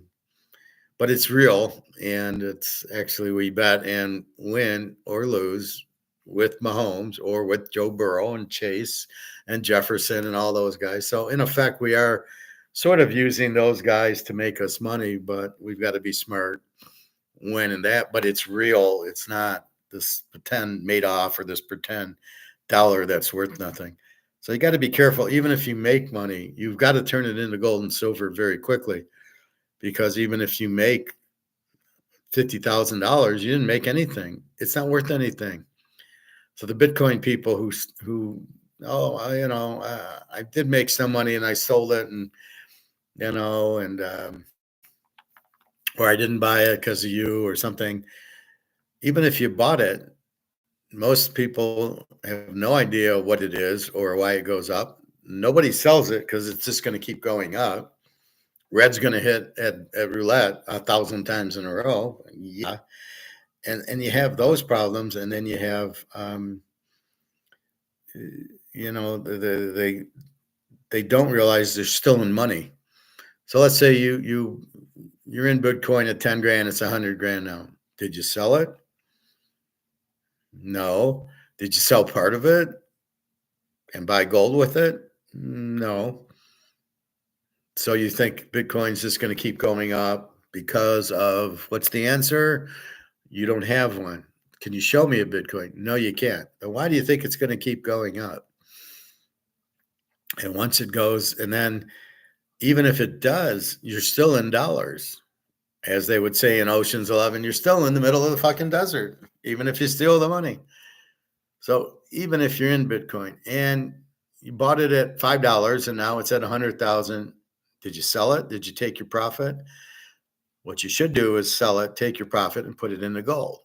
Oh no, it's going to go to 1 million. Okay, let's say it goes to 1 million. Now what are you going to sell it then? Oh no, it's going to go to 2 million. But it's still in this. And when this isn't worth anything, your Bitcoin goes to zero because it's priced in dollars. And as Luke keeps telling me, Bitcoin's Bitcoin. Yeah, I know that, but what's a Bitcoin? It's not worth it. It's not real. So that's the problem with it. No matter how much you make in it, it's still valued in dollars, and it still will crash to zero. At the end of the day, you're still going to lose. That's why you buy gold and silver, because it's the only thing that will survive in case of fire. Be in gold and silver. I mean, that's how you put it. It's just let's go back to Madoff. If you don't cash out, it eventually is going to go to zero. That's what a Bitcoin is. That's what a dollar is. Eventually, it goes out. So Madoff was there for 20 years. Eventually, it went out. How many other Ponzi schemes are going on now that nobody knows? Well, I know of one that's happening now called the US dollar that eventually will go to zero, and you're going to have all these people cry, oh, the government, they didn't tell us it was a Ponzi scheme. Where was the SEC to protect us? Where's the attorneys going after them for frauding us? Anybody that made money is going to have to pay the people that lost. I mean, this is the biggest Ponzi scheme because it's not backed by anything and it's going to zero. It's lost 99% of its value. We're all fucked if we're stupid and just ignore that. You're in the stock market. You don't think that's going to crash. Oh, it's 44,000. Why would it crash? Or 42,000? Or let's see what it is now. Why would it crash? It's the stock market. Let's see, the Dow. It's up another 500. Well, Howard, why? Look at it, it's 43,000. This isn't going to crash. So wait, with all the tariffs and all the 37 trillion in debt and all the inflation, which is not 2%, but 2,000%, really you can't measure inflation in percentage because it's the amount of money printed. So as we, if we look at gold at 35 an ounce is now 3,400. That's how much inflation. And why are we doing year over year? Who said that's a good idea? Some economists? Bullshit. Nobody's saying it's a good idea to go year over year and look at prices. That's not how you measure inflation. That might be how you measure price increases. But that's not how you measure inflation. It's money printing. How much money did you print since 1971 to now? Will tell you that it has no value and you got to get out and it's going to crash. Oh, no, it's fine. Look at the stock market. That's 43,000. Look at, we're fine. And that's the problem. So do you know? No, we don't know anything. It's about companies' earnings, right? You're owning a company like Apple and its earnings go up and the stock goes up. But that's fixed. I mean, people are making the price go up with algorithms and the value is really not accurate. When the market crashes, and I'm sure they said the same thing in 1929, it was at $295 at that point, and the shoe shine boys giving out stock tips. And then all of a sudden it crashes. A week before it's at 295. Why would it crash?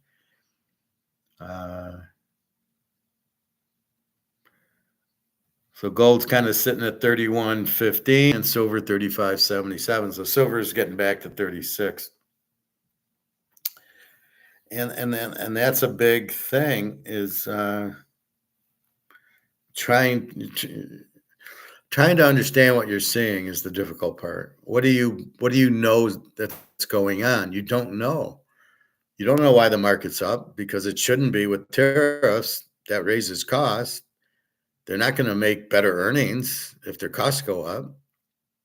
If they can pass the price on, which they can't because people won't pay more. And if you do raise the price on golf clubs, you're just not going to buy them, or tennis rackets or gym shoes. You'll buy another brand or you'll just keep your old ones. At certain points, you just aren't going to buy, and you're not going to pay more for a Ford.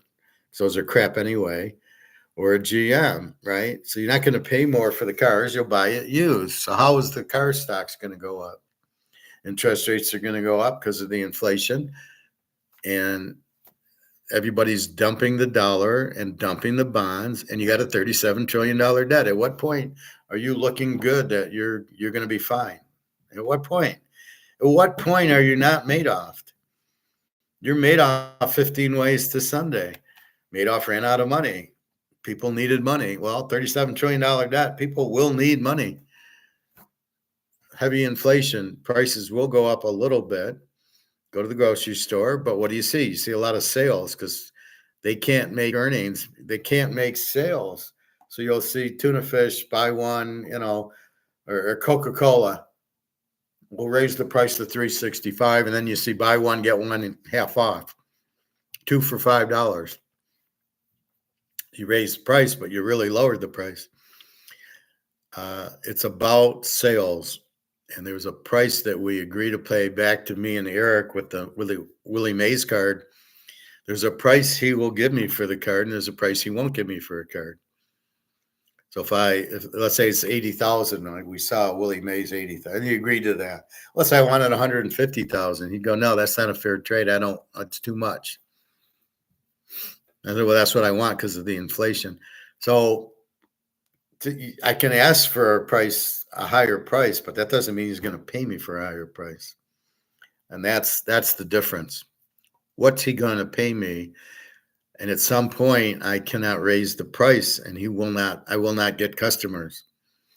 So I'm selling, a case of this on the shelves of Kroger's, and I want $100 a bottle. And then here comes tariffs and da da da da. Okay, I want $150 a bottle.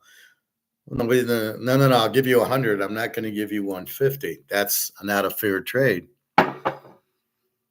So my costs go up. I can ask for more, but that doesn't mean anybody's going to pay it. And that's the problem people just don't get. People are going to say, fuck you, I'm not going to pay it. Yeah, but my costs went up. I have to charge more. Sorry, I'm not going to pay for it. I warned a lady at Chinese. She raised the price of General Chow. It was like $11, then 13, and then now it's at 15. I says, you better be careful. You raise it anymore, nobody will buy it. She heard me. She hasn't raised it since. So I let her get away with raising it a little bit. But if all of a sudden it's $20, I ain't buying it. I'll pick something else or go buy pizza or something, And this is the point. You cannot just raise prices.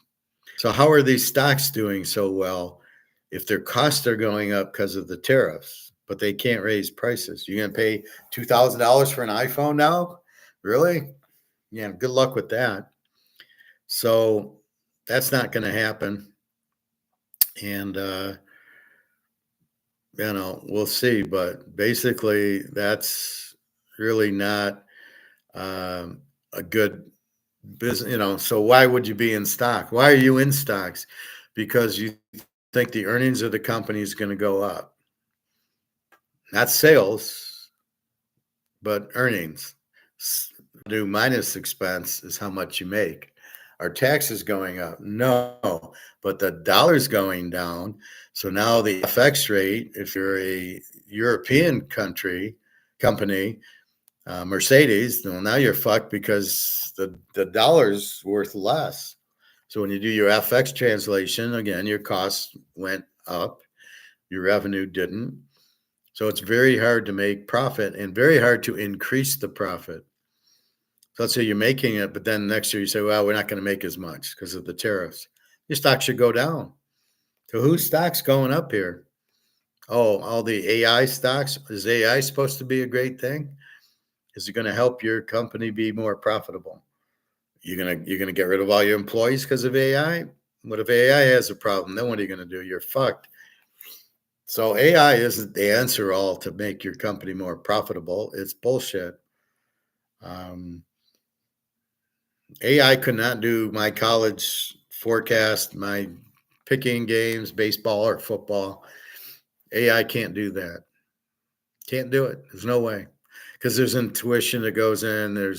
I can see certain things I look at things differently that AI cannot pick up. AI is just vanilla. Oh, okay.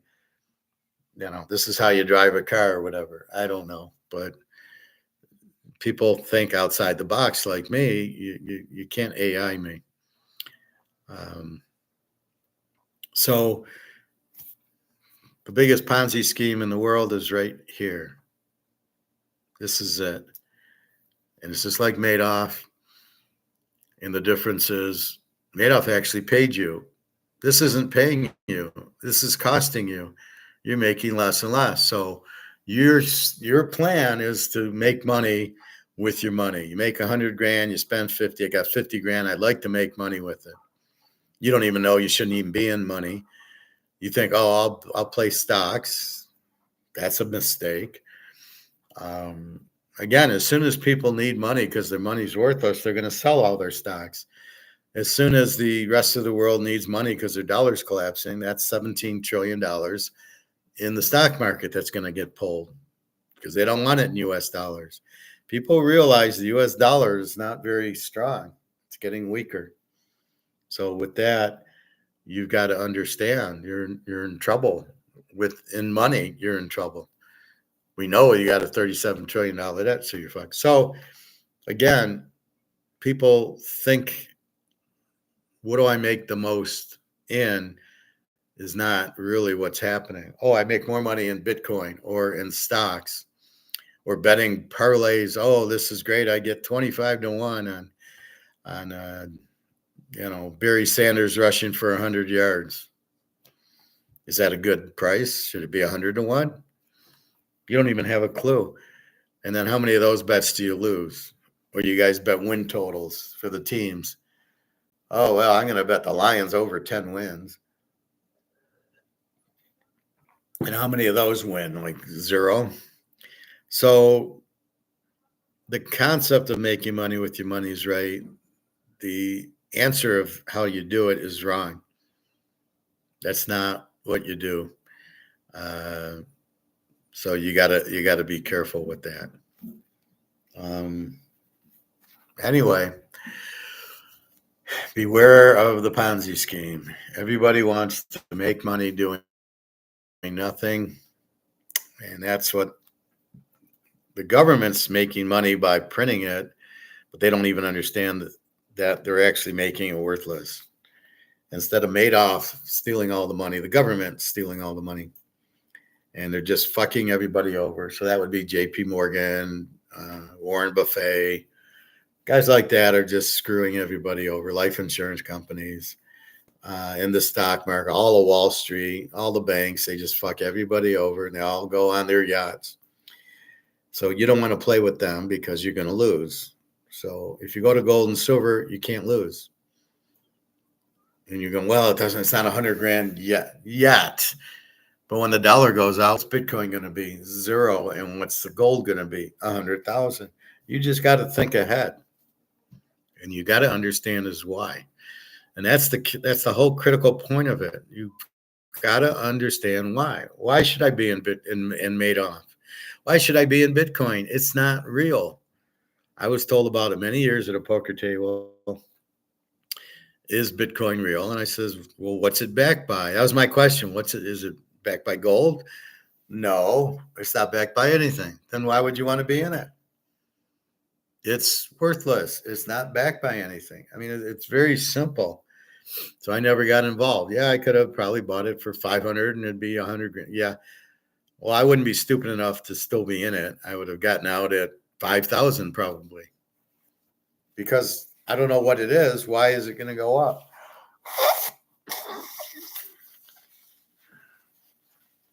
It's probably got something to do with the debt, something to do with taxes, would be my guess. We'll find that out later, but all we know is it's not real because you can't even see it. So explain what Bitcoin looks like. You can't. So how the hell is it worth anything? Well, Michael Saylor put 100 grand in it, and Larry Fink, two reputable losers. Okay. So be careful. Buy your gold and silver as soon as you can, please. BRICS, we know their gold back system, July 17th in Rio, they have their BRICS meeting, but it's already out. China's already doing it. I think I have a video on that.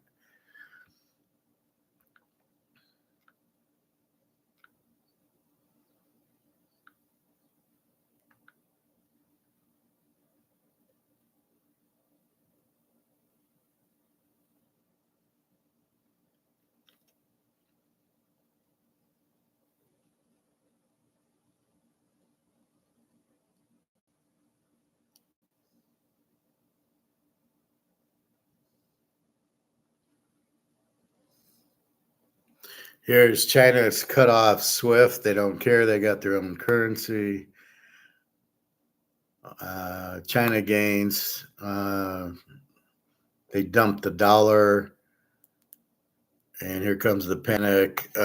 China flips US dollar with the gold backed currency. We can see what's happening with BRICS. They're off the dollar, they're off SWIFT, they're doing their own trading, which means no demand for the dollar, huge demand for gold. You figure it out from there. I mean, it's very simple. Just watch the steps.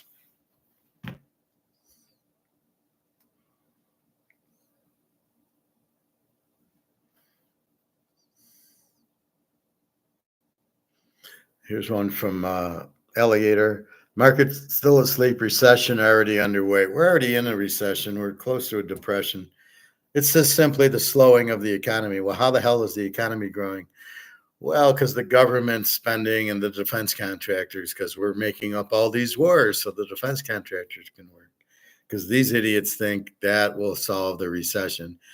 Problem is, it'll bury us, cause a depression, because these are very expensive to do wars. The missiles, the planes, the boats. I mean, these are expensive. You lose people. You fire the missile, you need another one. The tank gets blown up. The plane gets blown up. I mean, or they just stop working. You need a new one. So they're very expensive, these wars. And anyway, comex should be blowing up soon. They don't have any inventory, so I think they're going out, and it'll be July 1st. We'll see what happens today. We will see if silver and gold go through the roof, or it might take another few weeks. Who knows if it's exactly July 1st or the end of July, or in a month or two they'll start. I think it'll be pretty quick, would be my guess. July 1st hits. By the end of that week, I think silver would be starting to move. And then here comes BRICS July 17th saying, yeah, we're on the gold back currency, which is one of these videos. I think this one, I think this third one, China gain, Americans dumped the dollar, or this one, China flips. One of those is showing China on their own gold back. It's a digital currency, but they never say it's gold back. It's always gold back. Otherwise, it's worthless. And I don't know about the yuan. The yuan's bankrupt. So, China's bankrupt, so is Japan. And they're dumping dollars because they need money, and they're buying gold with it. So look for the gold standard to be switched to China valuing the price of gold in physical instead of paper. So we are getting a paper price of gold, and somehow it's determining the physical price, which makes no sense. So keep in mind, that's what comex is. It's paper gold and silver, not physical. I think that's it. Football, college football. I'm going to do the AAC. Maybe now, maybe later. Probably this afternoon. I'll go swim, and then I'll probably do it. Very hot in here. Baseball, again, the picks, just the bets. Detroit, the Yankees under 9.5. Arizona, Philly under 7.5, and San Francisco. I heard Barry Bonds will be playing today, and Willie Mays. Bobby's supposed to be playing for Pittsburgh. So those are the picks that I'm betting on, which are stronger than the other picks that I just have to pick something. Those are the other ones. So keep in mind, you have the dollar's the Ponzi scheme, the gold and silver are the freedom. As I explained in my own game, the Teaserking game, you find the professor, and I get you out of the matrix by getting you into gold and silver and your freedom.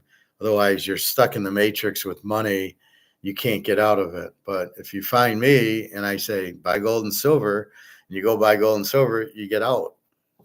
It was a clever game I invented. And that's really what it is. It's, you found me, get into gold and silver, it'll save you. It's the only freedom. So let's say you're in Madoff. We'll sell it and buy gold and silver. You never would have got hurt in Madoff, right?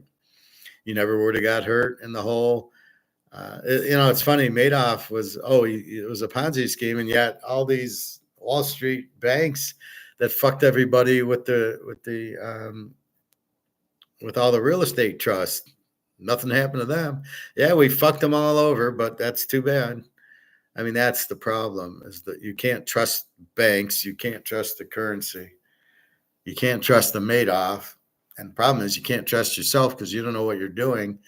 And that's the problem. So you don't have to trust yourself. Just get into gold and silver. And I've explained why. This gets printed to death. Gold and silver can't be printed. Simple as that. And then you'll be fine. And watch your gold and silver go out, and watch your dollar go out, and all the people going, oh my God, I've lost all my money. Well, I'm sorry you're an idiot, but that's what happens. And not everybody's an idiot. Most of the people are, because they don't want to think and they don't want to find out what's really happening. And if they did and they'd understand we got to get into gold and silver, then nobody would be crying, going, I lost everything. They'd be going, oh, gold and silver is now 20,000 an ounce. Gee, I guess I did a good thing. And that's really it. So anyway, I think that's it. Any questions, comments? All right. See, everything comes back to Madoff. Well, everything comes back to people being stupid and doing things they don't know and not understanding and taking much harder risks than they know and not taking profits.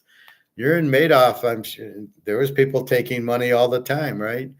So you pull, you got 100, 200 grand in there, pull 50 grand.